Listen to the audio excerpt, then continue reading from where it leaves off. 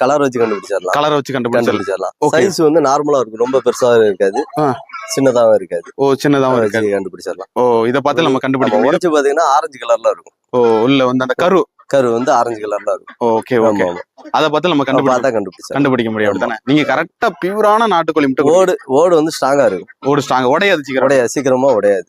Okay okay. ஆமா, அது நம்ம மெயின்டைன் பண்றத பொறுத்து இருக்கு. மெயின்டைன் 10 வருஷமா கோழி உள்ளது இருக்கு. 10 வருஷம் கோழி முட்டை விட்டுட்டு தான் இருக்கு. அதாவது முட்டையோட எண்ணிக்கைகள் கம்மியாகும். ஓ எண்ணிக்கைகள் வயசு ஆக ஆக எண்ணிக்கைகள் கம்மியாகும். 18 முட்டை விடுதுன்னா அது ஒரு 10 முட்டை விடும். 10 முட்டை விடும். 8 முட்டை கம்மியாயிரும். ஆனா நம்ம கொஞ்சம் லாஸா தான் இருக்கணும். ஆமா ஆமா. ஓ அதனால கரெக்ட். நீங்க எத்தனை வருஷம் ஒரு கோழியை கழிச்சிருங்க சார்? நான் வந்து 1 வருஷத்துக்கு திருப்பி கழிச்சிரும். 1 வருஷம் ஒரு கோழி கழிச்சிட்டே இருப்பீங்க? ஆமா, 1 வருஷம் தான் வச்சிருப்போம். 1 வருஷம் கரெக்டா வச்சிருப்பீங்க.